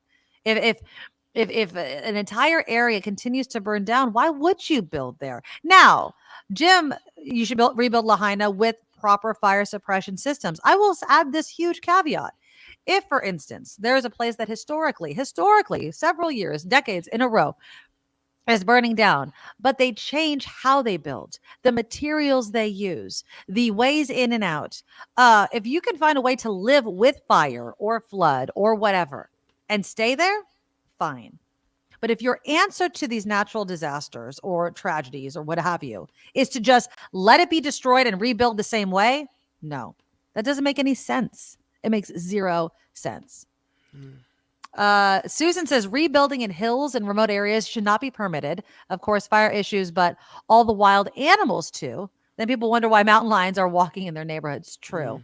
Absolutely. Yeah. Unless we need to adapt. Now, we either need to adapt by what I'm saying, just not living in those areas, or the way in which we live. Well, how the homes look. Your home may not look like the traditional single family home, wood structure, those sorts of things. If you're okay with that, if you're okay with building an infrastructure that can fight wildfires, we saw it when the devastating wildfires were happening a couple years ago. The water systems around the fence, right? The foils that went over the homes, those sorts of things. You want to set that up as that's the standard, fine. Then I will fully support rebuilding in these neighborhoods. But if that's not, if it's rebuilding the same way so the neighborhood character stays the same, nah, that's dumb. It doesn't make sense. It just doesn't. Perry Joe says, my home is not really in a high fire risk area, but it was designated so. Where do you live? That's interesting. I mean, and then, I'm assuming there's going to be many of those people that find themselves being designated as a risk. And they're like, what risk? My home has never burned down. We've never had a fire or whatever in this area. It's going to be interesting to see the repercussions of this executive order. But something had to be done. We can't have people being uninsured. We can't have people paying for that really, really expensive last resort insurance, because that's not feasible. I'm just reading some of your comments here. Jim says, I was pointing out that California's new insurance policy will not work for the 15% left out in wildfire coverage. Look at New York City, sinking and flooding, ice spill into the subway, but still insured. Yeah, that's a good point. Manhattan, every time I see a picture of Manhattan, I'm like, that's not going to survive. It's in 100 years, Manhattan will look completely different, in my opinion. It doesn't make any feasible sense on why it wouldn't. Now, unless something completely changes with our San Francisco's Embarcadero. Yeah. There was just a news story a couple of weeks ago. Some of these buildings have to be lifted several feet, right? In a relatively short amount of time. I'm talking like decades, and it seems like a long time, but it's not. Or they're going to be underwater if the models hold up. So are we just going to wait until that time? Right? We as a human species, we literally wait until the fire or the water is at our doorstep to figure out what the hell to do. And I just think that that's the wrong way and the expensive way of doing it. Okay, we're late for headlines. Let's do some headlines with Kim. We do have Tim Sika. Do you smell grilled cheese sandwiches being cooked, Kim McAllister? Yes, he just got home and he's purchased all the items, and he's out there cooking. So. Okay. I'm going to show my video while that after, to show you, even though I think my fresh one that I made with that pull was delicious. I want you to get details on how he cooks it, though. Okay. Does he use a pan, a griddle, mayo, butter, whatever? I want details like that. He's going to give me a mayo. He's going to give me a butter, and he cooks it in a cast iron pan. Ooh, cast iron. I didn't think about using my cast iron. I used my metal pan that I overheated too much or preheated way too much. Because with metal pans, this is not a nonstick pan. It's just a stainless steel pan. You have to preheat your pan or it sticks. Right. It was really too hot. It was too hot, but it was delicious, and I shoved it in my face earlier. Okay, click the thumbs up button, you guys, to show your support of the show. We'll do some headlines. We'll eat some cheese, some grilled cheese, some good cheese, some classic cheese, and then we'll talk movies with Tim Sika next. Now, from around the world to up your street, the Nikki Medoro Show presents News Czar Kim McAllister. The head of Homeland Security is headed to Texas. Secretary Alejandro Mayorkas will be in the border town of McAllen, Texas on Saturday. He'll be joined by Honduras's president, Castro, and the pair will discuss legal ways to claim asylum as a way to take power away from the cartels. Interesting. And what, I'm sorry, can you repeat what town is he going to? They're going to McAllen, Texas. McAllen, Texas. Okay. Border town right Yeah, there. Yeah. exactly. I mean, they have to show that they're there and they're seeing the issues that are going on over there. President Biden may have an edge over Donald Trump in New Hampshire. A new CNN University of New Hampshire poll found 52% of potential 2024 voters in the state say they would vote for Biden in the election. 40% said they vote for Trump. So that's 52 to 40. I don't understand how anybody can vote for Donald Trump. I don't know either. just don't get it. Jesus. Hello. Here comes that. No. No. Uh-oh. Oh, the chef's saying no. Don't you dare. What is it? Okay, close your eyes. Oh, I've put the blind taste This test. is a blind. Okay. They're visually different cheeses, so we have to. Okay. No. In the middle of a newscast? This is No, what it's I have fine. here. It is. No, because you need to eat these fresh, Kim. We have to eat these fresh. This is like. Okay, closing my eyes. No, close eyes, open mouth. Oh, what am I having here? I'm not Oh, telling you're you. not telling me. It's a grilled cheese. Open your mouth. Open. Bigger. Bite. She doesn't. that's She doesn't have good. a very trusting bite. Okay, tell me what kind of cheese it is. It's really good. It tastes buttery. It Okay. tastes like the American cheese, I would have to say. Oh, but it is good. Did you see that poll? Okay, that has to be. Okay, there's a really I have big to pulled keep my eyes cheese closed the behind whole you. time? Yes. Okay. Okay, go. Okay. Okay, so David's Open bringing up. it to her. It looks hot, so don't burn her mouth. So blow. I won't.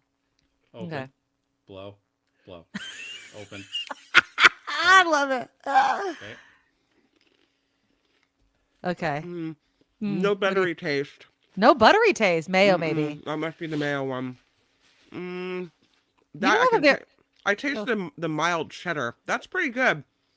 You liked I the like first one. one best. I win. Well, Nikki, you don't completely win. Because I didn't buy the crappy craft wrapped I in don't care. plastic cheese. I don't care. I got a really snotty New Yorker, high-end, not inexpensive American style cheese. Okay. American is cheese, still though, plastic wins. cheese. There you go. So- I win. Thank you. sandwich. What's I'm this? Oh, telling that's you. your- Thank you for that. I appreciate it. You're welcome. Oh, thanks, David. No, I'm telling you, American Blind cheese. Okay, you got the fancy tasting, you schmancy lost. kind. I got the plastic. I got the plastic cheese. But American cheese is the best cheese for a grilled cheese sandwich. I'm telling you. Yeah, it's true. All right, shall we continue with the news then? I mean, I just want to gloat a little bit, but thank you. Go ahead. That's fine. Yeah, this is my. I will say, yeah, and here's its pull apart factor. You ready? Yeah, let's go. See, I'm telling you. Who does not want that? Oh man, wow. Yeah. Okay. That's good. Now everyone's gonna want grilled cheese, right? Maybe I've not. had two grilled cheese. I had one yesterday because we talked about it so much, and I had another one today. So I'm good.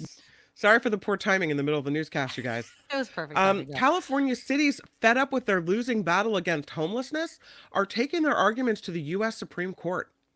In a legal brief filed this week, the California State Association of Counties and League of California Cities told justices court rulings over the last 5 years have tied their hands when it comes to removing these homeless encampments. California cities made a similar appeal in 2019, but the court declined to hear that case. So Yeah, I think that it again. I say this with many issues. When the pendulum swings too far, you start making real big libs start moving away because it's like, okay, we care. We want to take care of these people. We want housing for these people. These are human beings. We can't treat them like trash. We can't just put them away. We don't want them arrested. We still have to enforce laws. Like we don't want to live in chaos. So yeah, something has to be done. the leaders in San Francisco are joining forces to come up with ways to stop the city's car break-in epidemic. They're calling it an epidemic. A hearing was held yesterday where police and other groups gathered to brainstorm ways to slow down the number of car break-ins throughout the city. There have been more than 15,000 reported car break-ins in San Francisco this year alone. Among the ideas offered yesterday, plans to put more officers in neighborhoods that are seeing more break-ins, along with using bait cars in some instances to make arrests. Wow. That's what I was literally watching the news the other day. I'm like, why don't they have more bait cars? That's what they should do. I mean, try to catch, they're like, well, how do we catch well, have a bait car, have a police officer acting like do sting operations, because they always try to convince us, right? It's an organized group of people. Start arresting the organized group of friggin' people. I mean, frustrating as all hell. The Los Angeles Fire Department is reconsidering its tattoo policy. Since 2008, firefighters have not been allowed to have visible tattoos, scarifications, or brandings. Public Information Officer Eric Scott says the LAFD is asking residents now to weigh in on the policy by answering an online survey, which can be found on the department's social media pages. So maybe if enough people say, listen, I don't care if the guy coming in to save me from a fire or, the paramedic rushing in to save me from having whatever medical emergency has a tattoo showing, it doesn't bother who me. cares? I mean, I feel like tattoos have become so normalized. Are we still debating this right now? And honestly, if first responders, if we have a shortage of first responders and we're denying people because of tattoos, that's stupid. That's so stupid. Guess what's coming back? What? The Oscar Mayer Wienermobile. That's what's coming back. The hot dog maker announced it's bringing back the name for its famous vehicle after it rebranded it to the Frankmobile. Frankmobile in May. Nobody cared about the Frankmobile. It's the Oscar Mayer Wienermobile. The Wienermobile. People like saying the word wiener. Come on now. The rebrand was to spotlight Oscar Mayer's new 100% beef Franks, but the company said it's time to bring back that Wienermobile name. Yeah, I think it was they knew it wasn't going to catch on, but it gives them an opportunity to kind of be in the news. So I get it. And speaking of Friday foods, there is something new to try. Okay. The University of Minnesota is introducing a new kind of apple to the world. Oh. It has a crisp, juicy texture, sort of like a Honey Crisp, but with tropical overtones. The apple breeding program at U of M has been around for more than a century. This is their 29th variety of apple, MN33. It'll be available to consumers under the brand name Kudos in the next few years. So if you see a Kudos apple, that's what this is. The program's most famous apple, the Honey Crisp, was developed in 1960. I like me a Honey Crisp. I just tried a new apple. I don't think I bought it, but I haven't tried it yet. I bought it yesterday. Rave apples, Rave, Rave apple. There's so many varieties nowadays. There really I like a juicy, crisp, non-mealy. I mean, I don't know who likes a mealy apple. Those kinds. I don't particularly care for like the Granny Smith tart apples. Oh, I do like those. Yeah. Maybe for like insert like a caramel apple to kind of break through the sweetness, but just to eat, it's a little too much for me. So I have an apple tree outside my house, and it's putting out some apples, but they don't taste very good at the beginning because they're not ripe yet. Right. And by the time they're ripe, they're like totally eaten by worms. Oh, so you have to. Will they ripen on the counter or no? I don't know about apple growing. I'm not sure. I don't think so. Right. Yeah. That would suck because like you just have to kind of wait until you see a worm going for it and be like, it's ready. Early, I thought, I'll get it before the worms get it, and it was super gross. So. Oh no, that's a bummer. All right. Yeah. This report is crowdfunded by you. It means that we rely on you to help us with the show. Find us at the NikkiMedoroShow.com, the NikkiMedoroShow.com. That's where the Patreon link is and the PayPal link as well. You'll find the podcast link there, the link to the merchandise for the show. It's all laid out, crystal clear. It's beautiful. I'm Kim McAllister, and this is the Nikki Medoro Show, and now I'm going to eat my grilled cheese sandwich. There, eat your grilled cheese sandwich while I do some other business. Please, you guys, buy your raffle tickets. I'll put up the banner again. It's really easy. It's for our 1-year anniversary coming up next month. We're going to do the drawing on October 17th. Raffle tickets are $20 each. You can buy as many as you can afford, and just buy your tickets through PayPal. It's easy. Just go to paypal.com, hit send money, and then the email is theNikkiMedoroShow@gmail.com. Now, the boxes has a ton of my favorite things in it. I have a bunch of things on the way. I'm going to wrap them up. Tell you when you should open them. Just kidding. You can open them all at the same time. I'll also deliver the box to you personally. So that's another kind of gift if you live within 50 miles or so of San Jose. If not, of course, I will ship you the box if you win.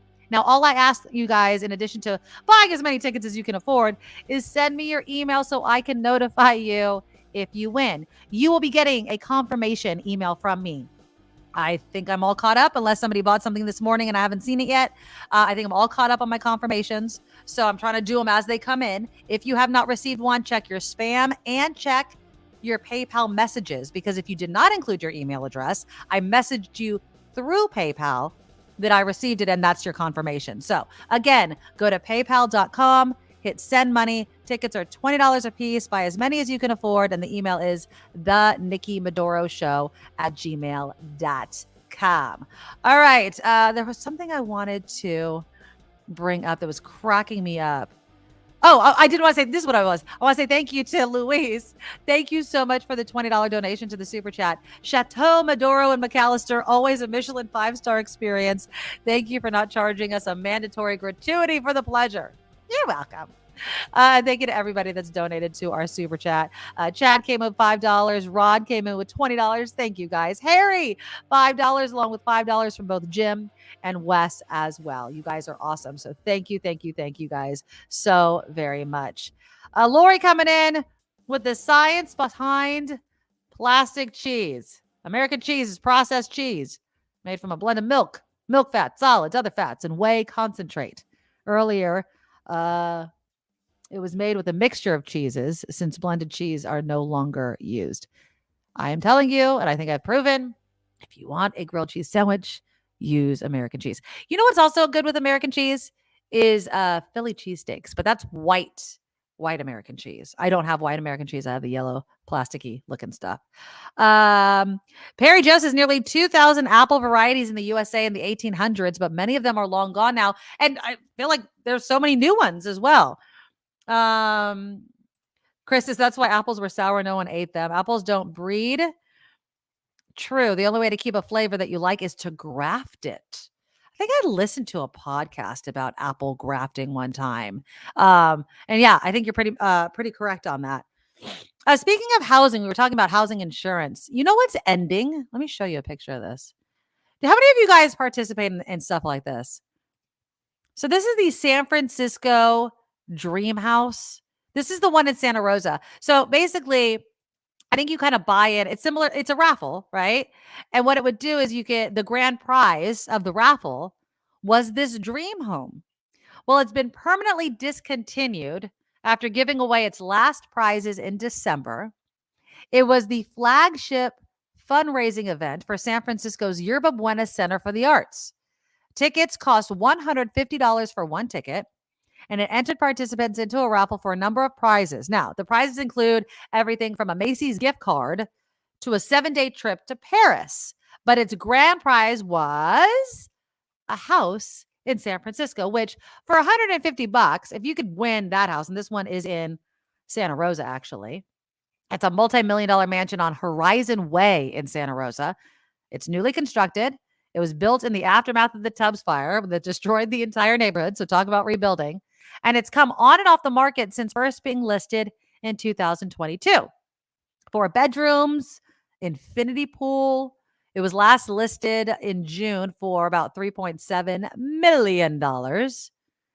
But apparently that's what's always happened with these San Francisco dream homes that have been part of the raffle. They go on and off the market. One went on and off 5 times in 6 years. But then there's the matter of actually gaining ownership of the property. Has anyone ever, if anyone's done this, Kim says, I just threw away the flyer that came for that dream house, the Santa Rosa one. That's the Santa Rosa one right there. So the problem is, the Yerba Buena Center for the Arts discloses that whoever accepts the prize must, quote, pay all fees, local, state, and federal taxes, including but not limited to income taxes based on the value of the house, and all financing costs, including but not limited to closing costs, title insurance, transfer tax, and fees, which is a lot of money, right? I mean, it's not just $150 and they hand you the keys to the house. Most, if not all winners, according to SF Gate, choose to get the cash payment instead. Winners who choose the cash instead of the home get $1 million spread out over 25 years or a lump sum of $700,000. If less than 50,000 primary tickets are sold, the grand prize winner does not have a choice. They automatically get awarded the cash prize. Oh, Eric's not a fan of the house. If you paid $150 and can afford all the fees, I guess. I mean, I wouldn't look at give horse in the mouth. But yeah, I don't know if I would. I would take the cash. Hands down, I would take the cash. Has anyone ever like won a game show prize and had to pay the taxes or something like that? Yeah, Beth says that's a big hit. It is. It really is. Yeah, and would she take the 700? Yeah, it could be a big night. People who are on like The Price is Right or something like that, you win a new car. Do you want the new car? Most of them say no. I don't want it. I can't afford all of the taxes on getting it. Now, I do think though that it is a pretty good way of getting some money.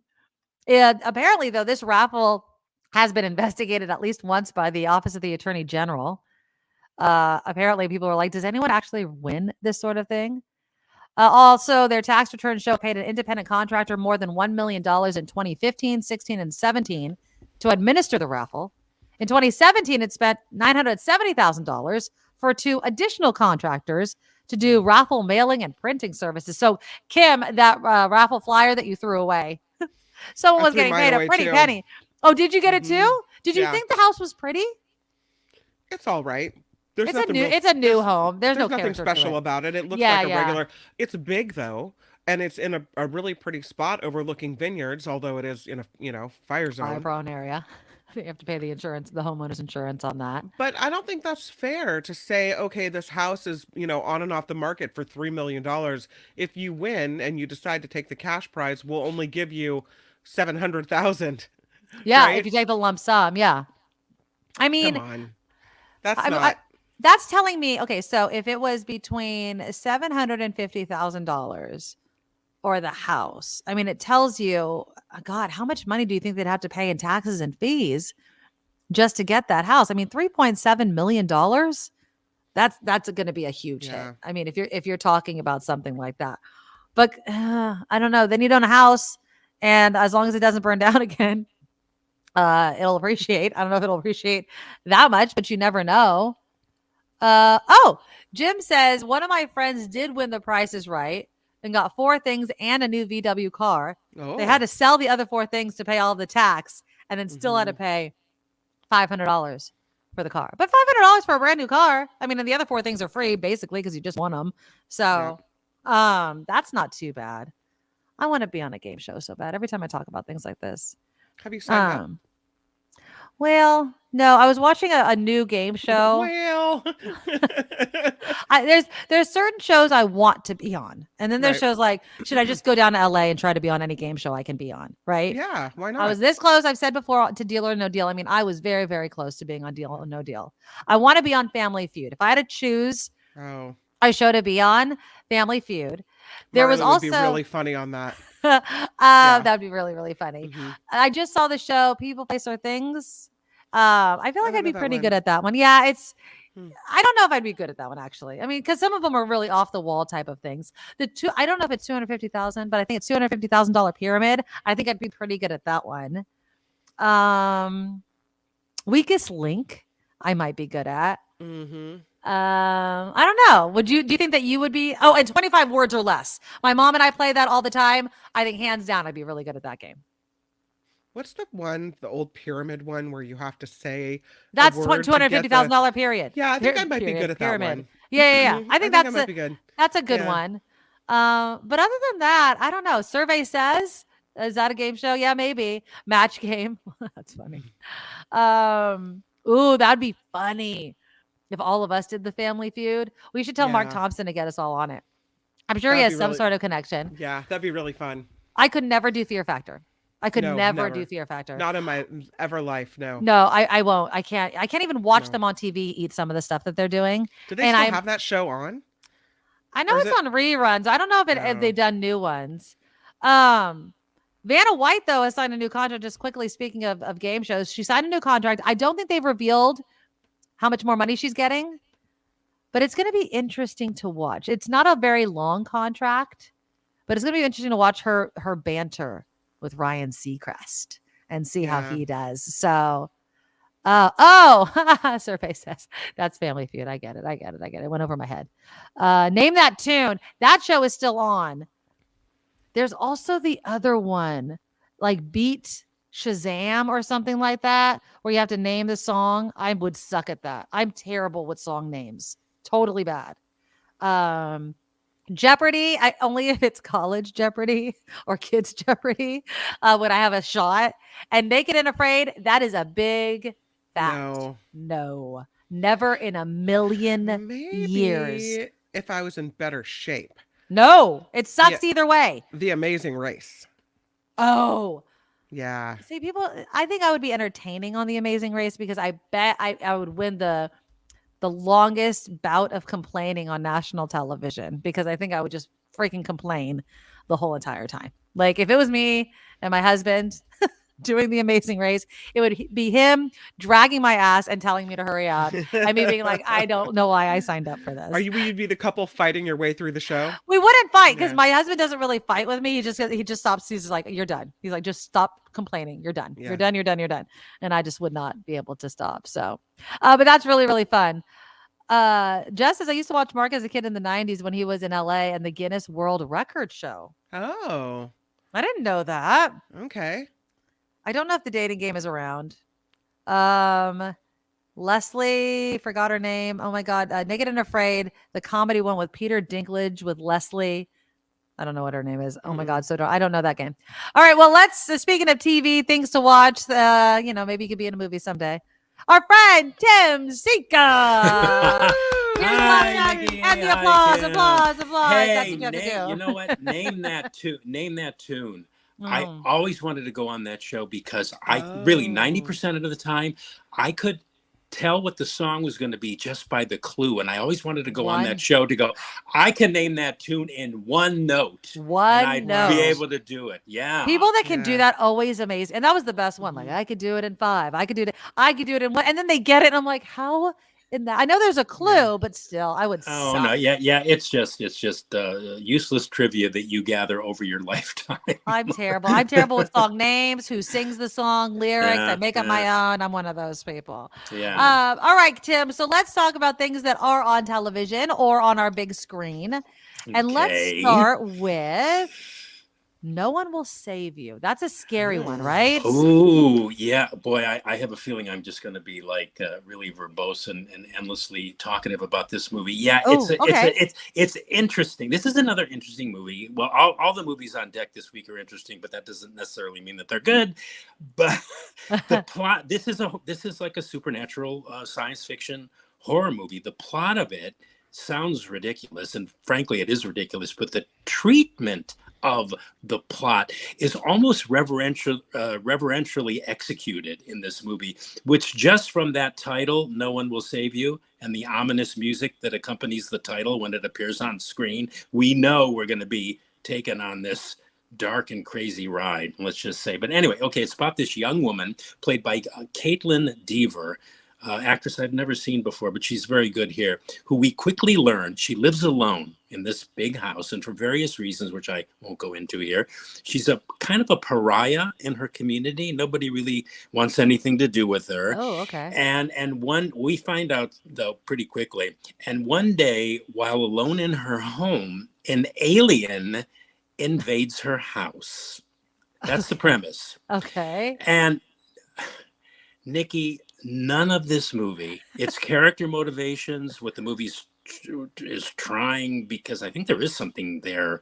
It's writer-director Brian Duffield appears to be trying to say about, I don't know, forgiving yourself and facing your demons, about, I don't know, how fear makes us do crazy things, blah, blah, blah.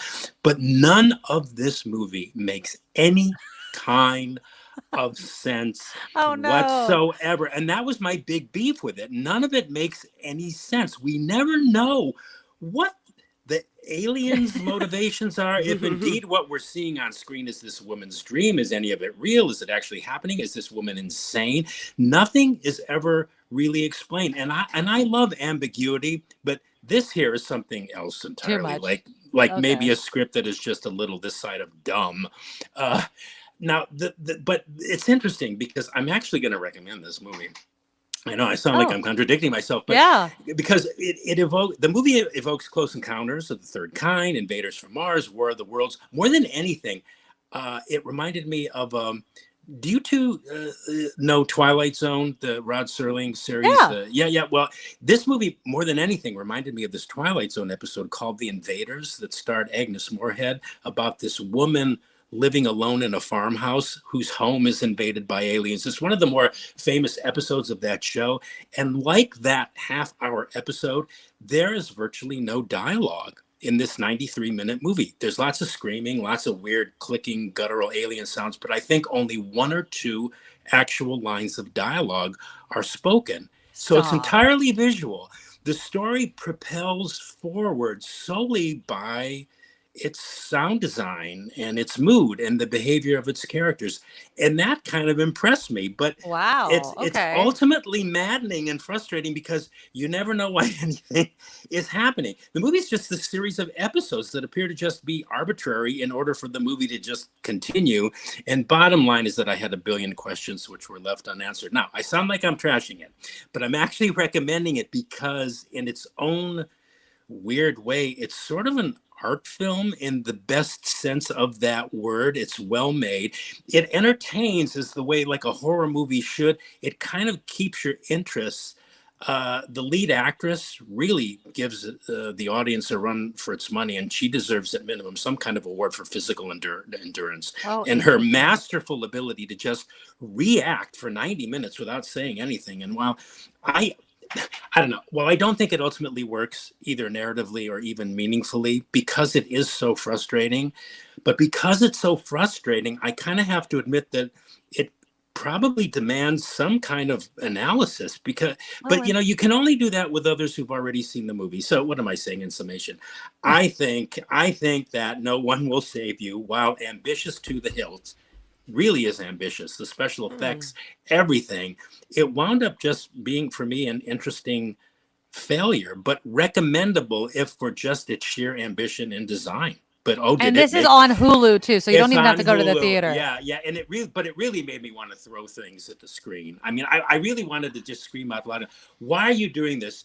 What is this? Oh, well, not what? Now there's this alien invasion. What? Now you're doing this weird dance in your house, and now it didn't make any sense to me at all in any way, shape, or form. But it streams on Hulu beginning today if anybody's interested. All right. Well, there's another horror movie that you have on your list, and that's It Lives Inside. Is this better? Well, yeah, this is another supernatural horror film. Yeah, much different one. Picture freaks me out. Yeah. Well, I love the title.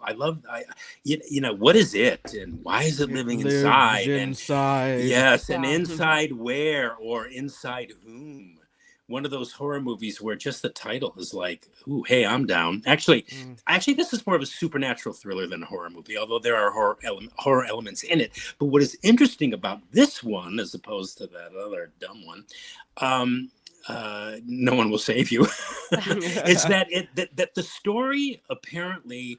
I did some research on this because I just found it an interesting looking movie, but apparently the story was influenced by Indian demonic mythology. I've never seen a horror movie that was influenced by Indian demonic mythology. And this notion of what is called in Indian demonic mythology, the Pishach, Pishach, which is a flesh-eating demon that's prominent in Dharmic religions, and it also appears in Buddhist and Hindu mythologies. And a Pisacha is a malevolent being that in these mythologies has often been referred to as the very manifestation of evil that takes root inside a person when negative thoughts predominate one's thinking, right? So the plot of It Lives Inside, it has this American high school student, a teenage girl of Indian origin, played by Megan Suri, who wants to fit in more with her Western high school teenage peers. So she's tending to just say, you know, my background, I want to put it behind me. I want to fit in more. Right. I forget my Indian heritage, but in so doing, she kind of inadvertently summons this Pishach spirit, this flesh-eating demon, which begins to latch on to people that she cares about, including her best friend, one of her teachers, a boy she's attracted to, and even her own family. So, but in a lot of ways, this is a kind of a run-of-the-mill horror movie. It's reasonably compelling. It's got all the requisite scares and some grossness. Some of the killings are disgusting. And it's got all that. But what makes this movie interesting, what made it interesting for me is its setting and its introduction to viewers, i.e. me, some unexplored Indian mythology in the horror movie setting, the horror movie genre. So for all of that, and the fact that this is a reasonably scary horror movie, I'm recommending it. It's also recommendable for its look. It kind of, photographically anyway, it kind of resembles a kind of tamped down Bollywood movie, only in a horror film context. Ooh, okay. So, and it's another victory for on-screen representation. The entire cast pretty much is Indian. And while it never forgets that it's a horror movie, in its own way, it's also this exploration of the Indian immigrant experience, while at the same time incorporating Hindu folklore. So it's a very different kind of horror movie experience. It'll scare you and it'll creep you out, and you'll jump out of your chair a couple times. Okay. But yeah, and it's also, I love the setting. The setting just made it just much more interesting and made you look at this particular kind of horror movie in another way. I mean, it leaves you with things to think about, which most horror movies, once they're over, you're going, right, okay, where's the whiskey? Yeah. Exactly. That's usually what I'm saying at the end of the movie, Tim. There you go. Yeah, all right. there you go. The last movie I've actually, the only one that I've heard of, and I do want to see this, so I'm interested to see if you like it. It's called Dumb Money. Yeah. Look at that. I know. I know. That's great. Yeah, that's a great logo. Yeah, it's a biographical sort of movie. It's a drama, some comedy, but more of a drama. That's supposed to be like FU money? Yeah, well, or flipping off Wall Street. Well, that flipping off Wall Street. That's exactly. You got it, Nikki. Yeah, it's about this guy. True story that happened during the pandemic. I remember it hitting the news. I remember it. Yeah. But the guy's name was Keith Gill, and he was this YouTuber that went by the name of Roaring Kitty.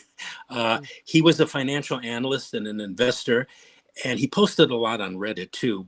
But he became a multimillionaire by basically outsmarting the billionaire hedge fund guys who controlled Wall Street. It's based on this 2021 book called The Anti-Social Network, which chronicled the GameStop short squeeze of 2021.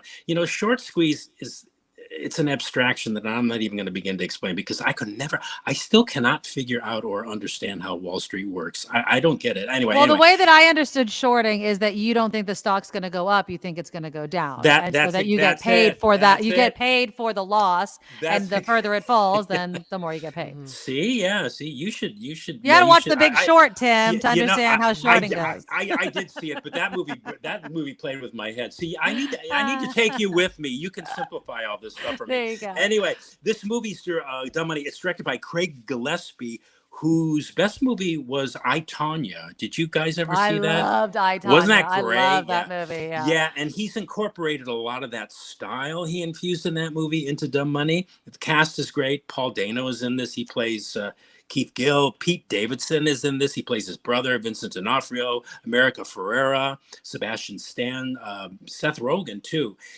And it's a kind of tongue-in-cheek investment story about David outsmarting Goliath. And in this respect, it's pretty interesting.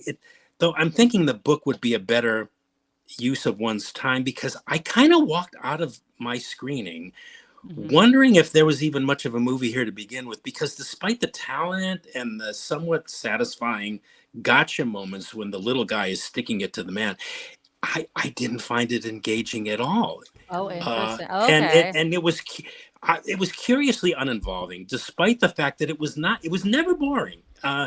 So I don't know what the problem was. Objectively, it was a reasonably satisfying story about this little guy triumphing over the big billionaires with all the money, and a kind of an expose on how, in this case, the wealthy, is in mostly all cases really, they thought their billions made them invincible and invulnerable.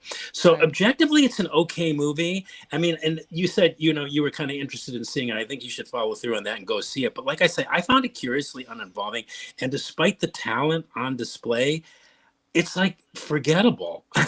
None of it sticks in the way that, say, most recently, I don't know what was. Oh yeah, that Air movie, the Air Jordan, Matt Damon, Ben Affleck movie. I liked that one. Yeah, well, yeah, and there's a number of similarly themed movies about these Wall Street antics that you remember more. This one just kind of I don't know. Maybe I had seen too many movies that week, but I can't say for sure. I think your mileage may vary, but if any of what I said sounds interesting, check it out. It's called Dumb Money. Appropriately titled. Yeah. I mean, it was entertaining to watch when it happened in real life with the GameStop thing. So it was really, really interesting. That's why I wanted to see it, is because I remember the news story about it. And so I just wanted to see how they kind of and I remember too, and I remember when they testified to Congress, and that some of that actual testimony during the end credits is included, so that's interesting too. Yeah, there's really nothing wrong with the movie. I don't know. It just didn't resonate with you. It didn't grab me at all. Yeah. All right, yeah. and that's in theaters though, like select theaters and everywhere else, right? Yes, yes, it is. All right, Tim Sika. Well, thank you so much. We always appreciate you coming on, and have a great weekend. We'll talk next week. Okay. See you. All right. Have a good Bye, weekend. Tim. Bye. Yeah, I don't know. The GameStop thing was hilarious to watch. You could see how people would be like wrapped up in participating in something like that. So those were the movies: Dumb Money, It Lives Inside, and No One Will Save You. No One Will Save You is the only one on Hulu. The other two are only in theaters. It sounds like of the three, It Lives Inside was the one that he liked. Yeah, the Indian one, I think. And again, you have to see that in theaters, but that looks pretty good. I don't know. My movie days going into the theaters. Like people if you like a flesh-eating movie, thank you. But I don't think I'm going to be paying for that. I forgot to tell him that he recommended a movie last week. It was a rom-com. God, now I forget. It's something about an airplane movie. It's a Netflix free movie on Netflix. Okay. He had it last week. This movie, I swear to God, I messaged him at 1 a.m. when I finished it. Love at First Sight. Love at First Sight. And I was in tears. It was, at first I thought because it has all about a mathematician and numbers.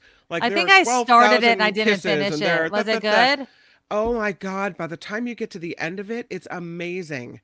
Oh, well, then maybe I'll watch it again today. It's really, really, really sweet. Yeah, it's very. I don't know. Sometimes I feel like things you like, Kim McAllister, I'm going to be like, no. And by the end, when they're talking about, when they're giving the last round of numbers, they're talking about the. Okay, don't give it all away. Don't give it all away. It's so cute. I have to. Yeah, it's good. All right, it's cute. Yeah. That's Kim McAllister's Love at First Sight. That was Tim talking about it last week. So if you want to watch that, you could find the old.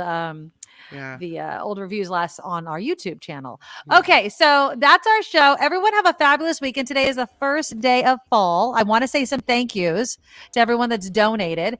Let's start with Wes and Jim. They started us off with $5. Yay. So did Harry. Thank you so much, Harry. Rod came in with $20. Thank you, Rod. Thank you, Rod. Chad came in with $5. Did not like the Niner white pants. Sorry about that. And then Luis comes in with $20. And no, we do not charge a mandatory gratuity to watch this show. Although we do appreciate people donating. My grilled Which cheese, one won? The fancy one or the American cheese? I like them both, but I do like the butter better than the mayonnaise. I didn't notice a difference. I really don't notice a difference. I thought that they were both really, really good. Yeah. Please sign up to be a monthly Patreon subscriber by going to theNikkiMedoroShow.com. You can donate any amount you want, and you're an official Medorable. It's easy peasy like that. Buy your raffle tickets for the 1-year anniversary raffle box. It's a mystery box. You can PayPal. The email is theNikkiMedoroShow@gmail.com, or it's on your screen right there. You can put that into your browser. PayPal.me/the Nikki Medoro Show. And only a few weeks to get those raffle tickets. So make sure you get them and enter a chance to win some of my favorite things. All right. On Monday, we're talking to someone who's going to teach us how to be what, Kim? Like better artists. What is it? It's on Monday. It's the Shitty Craft Club. Yeah. This is a book. Sam Reese is going to be joining us. If you've ever wanted to be an artist and you're like, that looks shitty. Yeah, he's your guy apparently to convince us that there is an artist in all of us. It's all about fun, right? It's less about what you get at the end and more about the process of enjoying the process. Craft. It's the process. So that's coming up on Monday. So stay here though. Mark Thompson is next, and then the after party with Kim and John Daly. Have a fabulous weekend on this first day of fall. I love y'all. Bye bye. Have a great. Nikki, you're all so awesome. You're proud, like a beautiful blossom. You're all so the best. I I really can't rest. You're all so awesome. Wow. Okay.